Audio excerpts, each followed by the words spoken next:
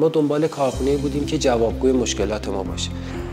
وارد گروه صمیم صنعت شدیم و میخوام با ایشون یک گپ و گفت داشته باشیم. همراه ما باشید. سلام. من فردین گلوانی هستم، نیروی فروش شرکت صمیم صنعت. در خصوص ورق PVC چه فعالیتی انجام میدین؟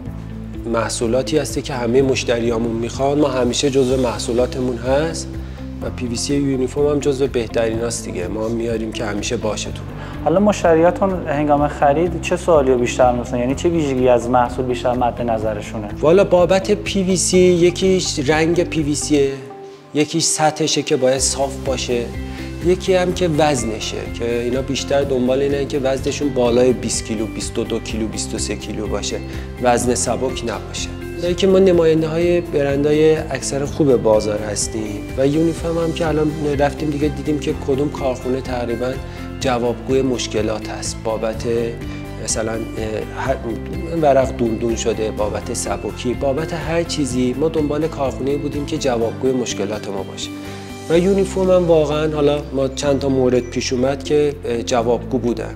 ما خودمونم باید جوابگوی مشتری باشیم. مشتری زنگ میزنه، من باید خیالم از کارخونه راحت باشه که تا مشتریمو راه بندازم. یعنی مشتری شناخته شده است، تو شهرستان‌ها خوب فعالیت کرده. انبارهایی که گرفته توی شهرهای مختلف باعث شده که تو اون شهر راه افتاده. یعنی ما وقتی که برند اسم یونیفرم رو میاریم یه جنس ناشناخته شده نیست، برمی‌دارن.